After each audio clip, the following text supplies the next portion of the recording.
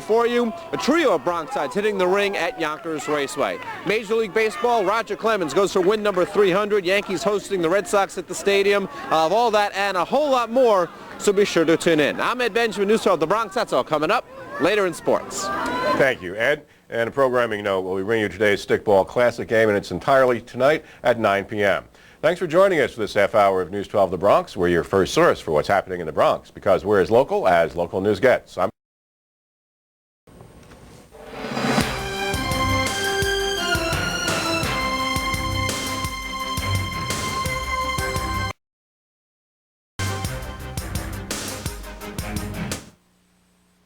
The best values in America are at your Jeep dealer during Jeep Days. Starting with 0% financing for 60 months or a generous cash allowance on a 2004 Jeep Grand Cherokee. Or qualified lessees can now get a $349 a month lease on a Grand Cherokee packed with features like air, CD, and power windows. Add in our 770 Powertrain Limited Warranty and you've got the best values in America. So hurry into Jeep Days at your Jeep dealer today, because these offers end June 2nd. Hey, Dad, how happy is your kid with his bedroom? Well, he looks like a boy in need of a cool bunk bed, right? With a ladder, so you can climb all the way to the top.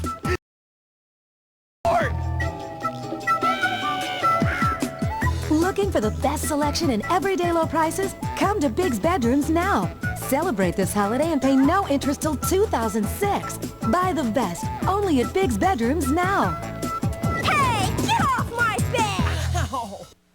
Introducing the best of Beavis and Butthead. I am Cornholio. I need TV for my bunghole. Relive the golden moments with the comic masters. Number 1, I order you to go take a number 2. Get 4 complete volumes of the best of Beavis and Butthead on 2 VHS or $29.99. I'm like angry at numbers. There's like too many of them and stuff. Call in the next 10 minutes. So get Beavis and Butthead's Holiday Extravaganza, featuring But-O-Ween. Ween. And Beavis and Butthead Do Christmas absolutely free. We guarantee you'll laugh long and hard. Long, hard. Or we'll refund your purchase price. Yes! This offer is only available right here, so call now. Call 1-800-513-3344 to order Beavis and Butthead for just $29.99 plus shipping. Use your credit card and get a free bonus video. Or send check or money order to the address on your screen. Call now.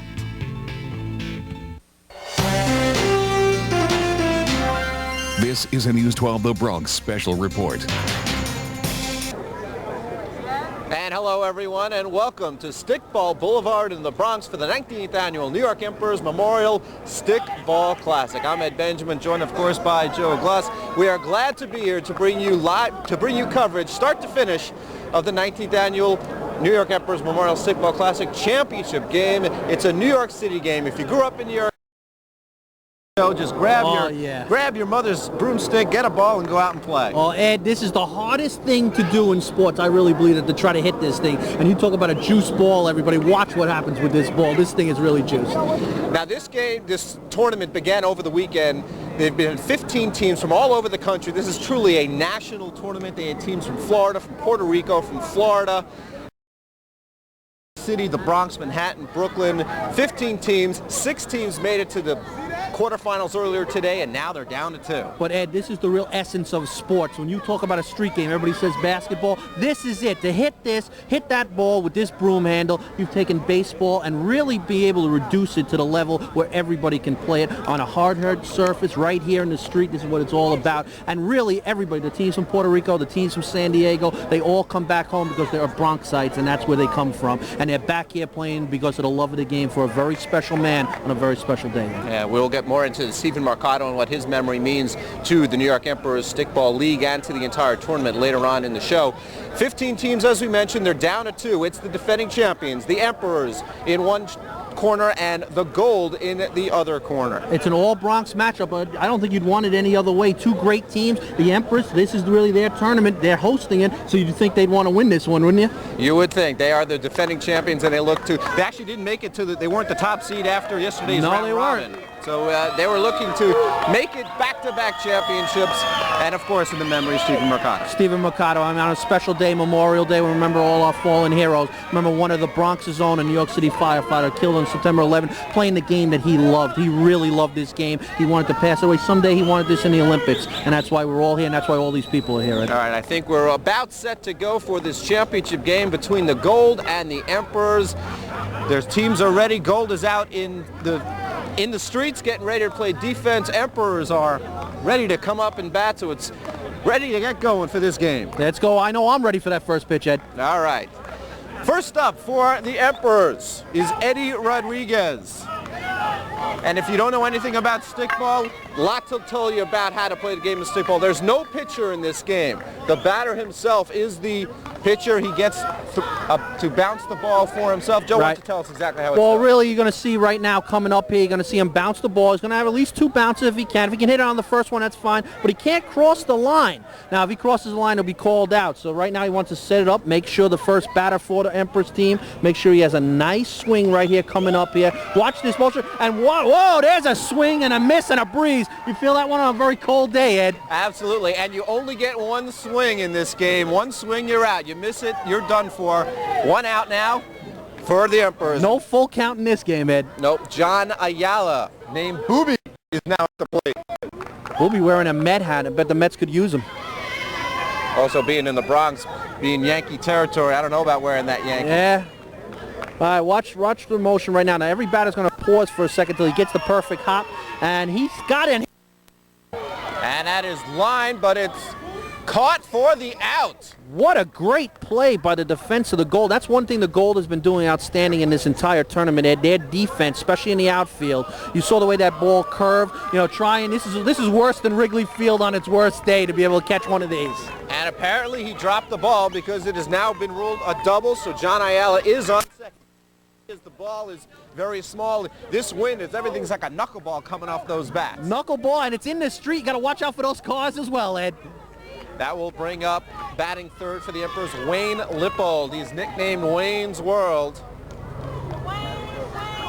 And John Ayala, he is on second base now. Golden opportunity right now for the Emperors to take a top of the inning lead right now. Just so you know, this is a 7-inning game. Not full 9, and in the playoffs actually earlier today because of the weather, they actually had 5-inning games. Line drive, and it hits and bounces next to the high school. For a calling. We got to wait for a calling. And he is out because the ball never hit the ground. That is the umpire's rule. Well, that is the pure essence of this game, Ed, where you have to watch out for all types of distractions, all types of obstacles. A perfect hit, the tree comes up, and instead of a base hit and a 1-0 lead, it's an out. I mean, that just really kills an inning right there. And just so you know, teams take turns when they're not playing. They play the role of referees and umpires. The Latin Dukes, one of the teams that lost earlier in the quarterfinals, they are now umpiring this game. Another opportunity right here for the Emperors to take the lead. That shot, it's Dave Miro, and here comes Eddie Rodriguez. He's coming around to score our first run. Emperors take a 1-0 lead on the single by Dave Miro. And the Emperors are fired. They take that 1-0 lead, and Eddie was fired up coming home, and the teammates in the dugout came out to greet him. They're up 1-0. So that will bring up Anthony, known as Ant Rosado. He's also nicknamed Live. He's coming up to the plate now, and Miro's on first. Live because he gives it a real live shot coming up here. Right? Watch the concentration, everybody. Watch the batters, the way they concentrate on this. And now he didn't like that bounce. Now you get 3 bounces. You get 3 tries before you have to swing. So he's allowed 1 more. If he doesn't like the next one either, he can stop it. But on that 3rd one, you got to swing. He swings, lines one deep. It is high, and it is caught for the out.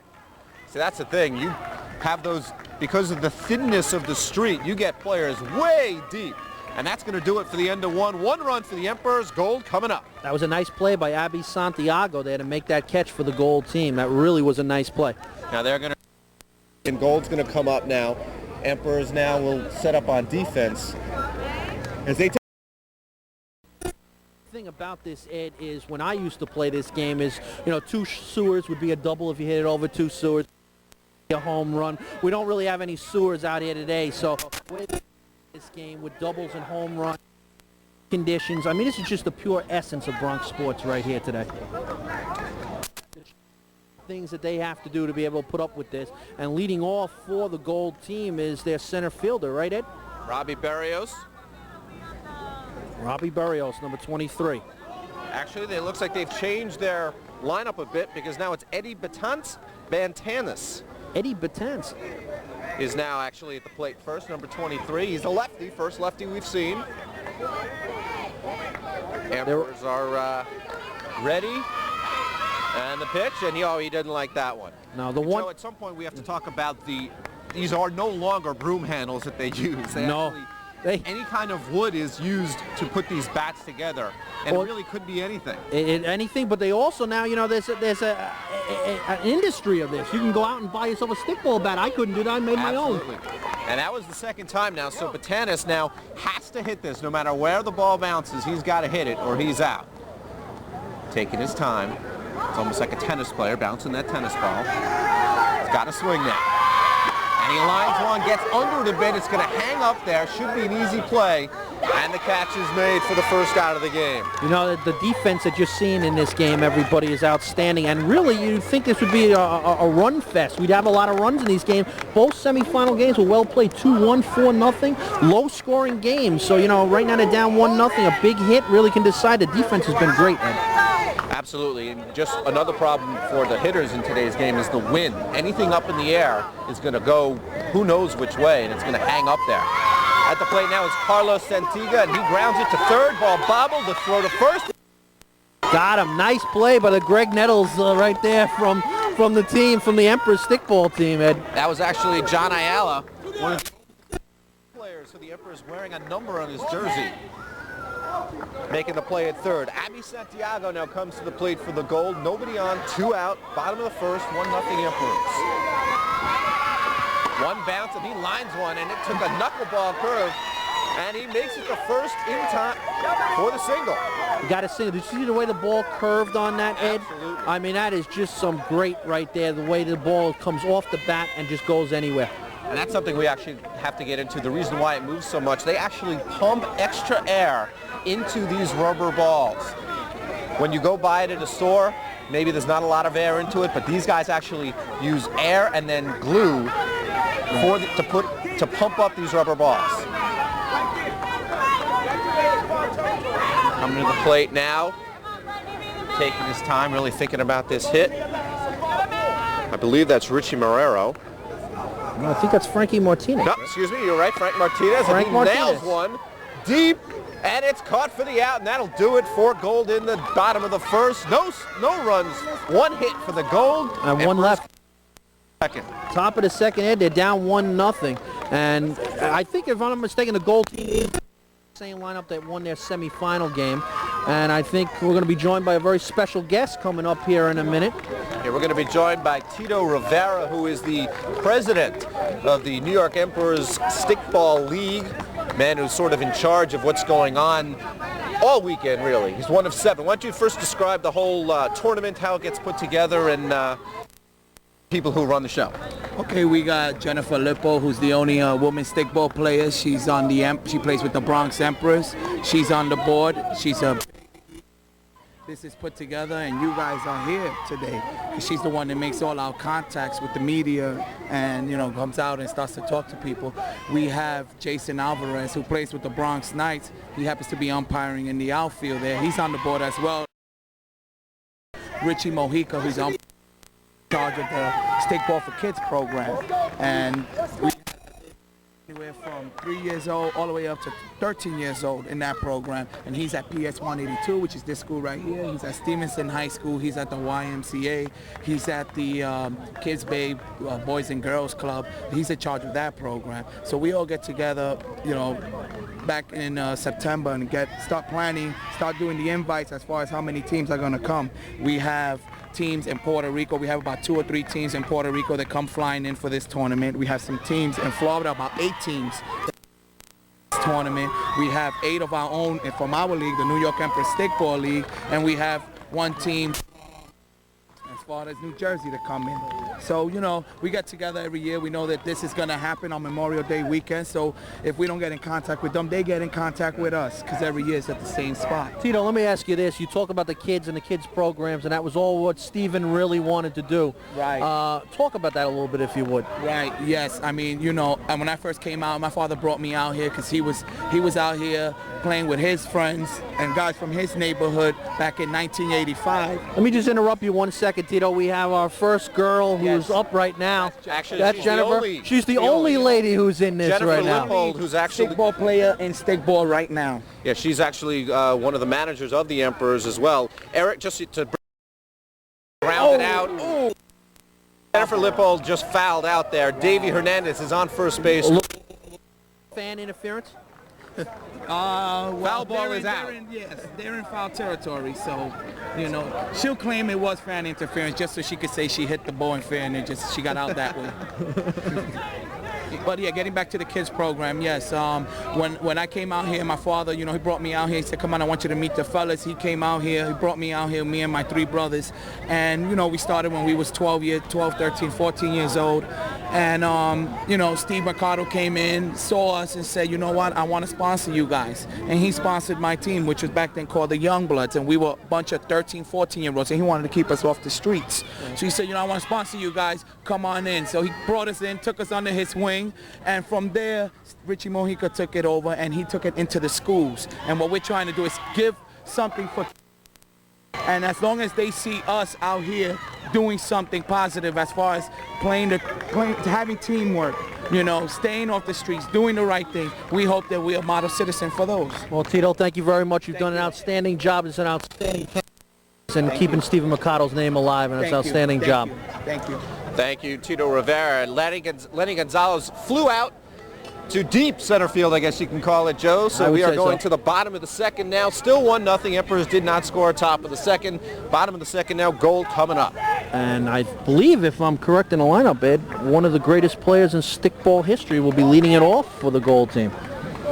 Not exactly sure. Depends on the roster. It could be Robbie Berrios. No, I think it's Frank Sanchez Jr. His father, this field that we're playing on, the championship field, is named after his father. He's one of the greatest stickball players ever, Frank Sanchez Sr. And this is his son who still plays, and his son, Frankie's son, still in. This is what a mile-high shot.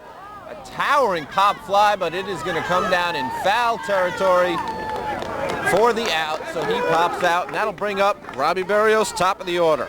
Frankie Sanchez, as I said, this is the field we're playing on, Sanchez.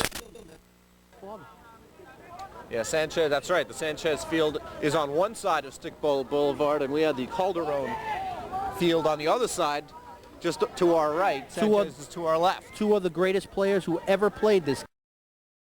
Berrios now up for the Gold. 1 out, nobody on. Bottom of the second in the 7-inning New York Emperors Memorial Stickball Classic 19th Annual Championship game. 0-0 up, Robbie Berrios with his team trailing. He grounds one, bobbled by the second baseman.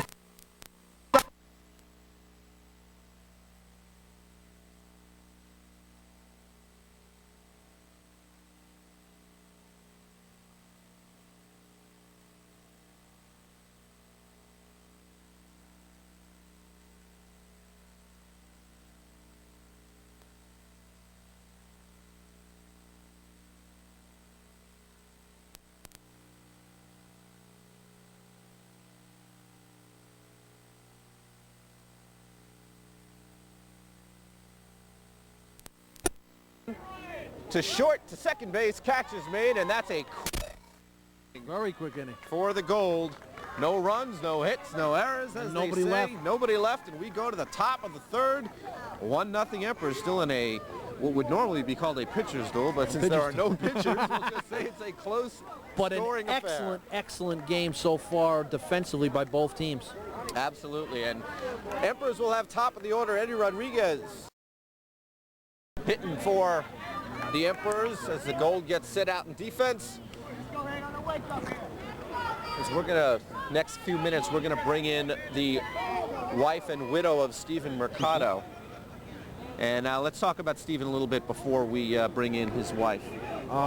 Ed, I think one of the reasons why we're here is for Stephen Mercado because of what he dreamed about, Ed, what he really was. This is what he believed in. This was something, as a youngster, he played here in the streets, and basically what had happened was the sport was dying out. The young people today wanted to do video games, wanted to do different things, and really wasn't playing the essence of this game.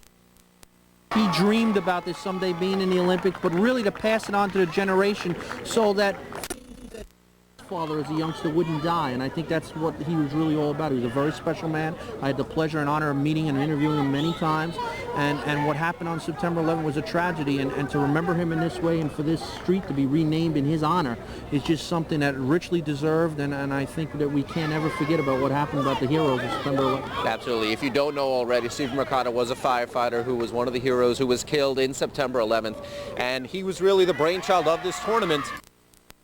Expanded the New York Emperors Stickball League to 6 teams. He decided to have this tournament, and he brought in all the teams from all over the country and all over the world, Puerto Rico, and really has expanded upon this league to what it is now. And he passed away as it always it was, but they have, as you mentioned, on Friday, on Saturday, they renamed this street. Stickball Boulevard has now been renamed in Stephen Mercado's memory. Yeah, and the one thing he did do, Ed, was, and a lot of people around here are from different areas, but the Bronx and Brooklyn, is he got all the stickball make a giant league with the Daily News help. He was able to do that. You know, the Daily League is Curtis.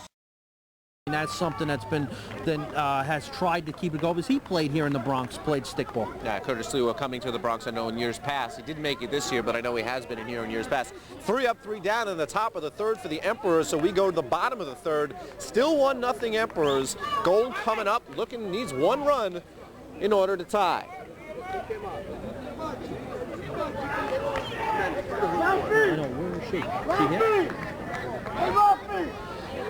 Well, Ed, we're going down. This game is moving very fast at the moment. We're almost, we are pretty much halfway done already. Yeah. Very much so. A lot of Only defense. a 7-inning game. Not too many big shots. Coming up to plate for the gold is number 7. Unfortunately, Joe, we don't have a number 7 on our... Chicky Arroyo. Oh, Chicky Arroyo, excuse me. Arroyo. Chicky Arroyo, number 7. Missed that on my roster. Oh, and he nails one over the fence into the field, and that will go, I believe, for an out. So he is out, 1 out, nobody on here in the... Rivera now coming up to bat for the gold. Another lefty wearing number 9. And the one thing you do get, Joe, when you have stickball, you get players young and old, you know, all the way from in teenagers, you know, Tito was talking about young kids, and then you get kids into the 40s and 50s and even higher. Different generations, Ed. We had a team, the 60 guys. I mean, you know, they almost made it to the championship game. They lost in the quarterfinals. That's right. A team of 60-year-olds who are making it all the way to the corner is pretty impressive. Andy Rivera. So that's 2 up, 2 down here. Speaking about Stephen Mercado earlier, and they've had an awards dinner here where the Brotherhood Award, named after Stephen Mercado, we have the winner of this, who is also one of the coaches on the team, Manny Padilla. Manny, first of all, thank you very much for joining us. It's a real pleasure to talk about this, to win this award named after Stephen Mercado, a great hero, a man who loves stickball. You got to be so honored to be able to win this in the Brotherhood Award. It's a tremendous honor. This simplifies a lot of things to what he has done, and believe me, you win awards, championship, MVP awards, but nothing like this. He's a great man, going to the league, and it's a brotherhood. It's a Brotherhood Award. That's for things that you have done within ourselves here. We're in the stickball and community. Manny, what did Stephen mean to you? I know this kid very. Originally came into the league. His father played in my team, which I also coach, and he started playing stickball with my team at that time. I think it was '87 that he came in. Tremendous competitor, tremendous contributor to everything that we did. Manny, right now, I'm sorry, Ed, Manny, right now your team is down 1-0. What do you got to do to get back in this game? Oh, we're just going to have to keep on playing, just hitting. We got enough power there to do what we got to do. We're pretty good. We've won 6 championships out of the last 7, so that proves that we're pretty competitive in that sense. Let's talk about this Brotherhood Award a little bit more. What does, when they say brotherhood, what does it mean to you? Okay, to me it means exactly what it says, brotherhood within ourselves. You know, brother, you, myself, my next person, my next buddy, my teammates, the league players, league teams, you know, that we together and we help each other. So that's what I guess my contributions or whatever little I've done here that contribute to the development of this league. I'm sorry, Ed. One of the things was about the history of this whole thing. You have your children here and everything. You've been playing in this event for many years. I mean, how important is this to the community of the Bronx to have this thing? Well, I was one of the organizers in '85, and then originally at that time we were already of age. And we knew we were getting older, so we tried to get our nephews, our sons, and everybody else, younger folks, and we taught them the game. We'd help them along. I brought in my 3 nephews. They're here. Steve McCullough's father, he played, he was playing, and that's how you see the youngsters. Most of these youngsters here playing the game related to the older folks. Yes. Could you have imagined back 19 years ago when you first started this tournament that it's become what it's become? Not really. It was more like a prayer that it would develop, because I'm here every Sunday. I wouldn't miss it. I've been playing stickball since 1949, so I have a tremendous love for this game. Keeps you out of trouble. Right now we're teaching the little guys, the little peewees and everything else. It's really tremendous. Well, thank you. Yeah, thank you very much for joining us, Manny. Congratulations. Thank you for having me. Manny Padilla, the winner of the Stephen Mercado Brotherhood Award here at the New York Emperors Stickball League. We're going back to the game now. The Emperors are at bat. Still 1-0, Ed. Still 1-0. Pounder up the middle, and he is going to be safe there. So it's the first bat base, I believe, in an inning or two here, John. I would agree with that, Ed. Definitely so. It's been a well-played game. And I believe Jennifer's going to have another at-bat for the Emperors. I don't think she's up next. I think she's the second batter in this inning. As I think she's on deck. Davy Hernandez at the plate. Eric Santana on first base. And, you know, we were talking with Manny Padilla, so I'm not really sure how many outs there are right now, but, you know, there's only got to be 3, so. That's true. But that was very nice that Manny has the award with him. It was presented to him at a dinner. There's a dinner during this Memorial Day tournament on the weekend. It was held Saturday night, and it was fantastic that they were able to give it a Brotherhood Award like that to a man who's done so much for stickball and really keeps Stephen Mercado's name, Ed. And there's a big play. Hernandez with the liner off the glove, or off a hand, and he looks like Santana's going to try to score, and he does. No throw. Emperors taking a 2-0 lead here, top of the 4th. 2-0. That was a big play. They could, what I saw in that one, maybe there was a chance at the plate, but no throw, Ed. That was big. And here comes Jennifer up right now. Yeah, so Santana scores all the way from first on the single by Hernandez off the glove of one of the outfielders for gold. Very tough to see it from here. What's Jennifer's nickname, Ed? J. Loud. Jennifer J. Loud Lippold, the extra hitter here for the Emperors. They do only have 8 players in the field, and they have a 9-player batting order. 1 player can be an extra hitter. The only female player in this tournament. And I guess when you're going to be the only female player, you got to be nicknamed J. Loud. And she swings and misses, so she's out of there. So she's 0 for 2 in the game. 0 for 2, and that's going to do it top of the 4th. So we're going to the bottom of the 4th. This game's flying along, Ed. 2-0. 2-0 now as the Emperors score 1 run. They've scored 1 in the 1st, now 1 in the 4th. Gold still without a run. It's 2-0. And the Gold has to get their offense moving. They really had a scoring opportunity in this game with runners in scoring position, Ed. They have not. I don't believe they've had any runners in scoring position. They may have only had 1 or 2 actual batters reach. Manny was talking about the hitters. They have enough power, but they got to get guys on base. Yeah, they definitely do, and I think, if I'm not mistaken here, number 21 will lead it off. Carlos Santiago will be leading off this inning. See if he can get something going. Let's talk about the tools of the trade for a second. We were talking about how the ball is Juiced a little bit. You know, going back to as Manny was saying, talking about playing in the 40s and 50s, they would play with the Spalding.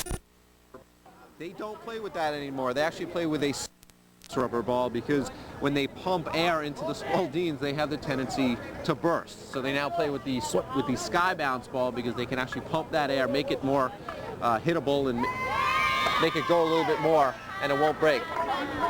Ground ball to out.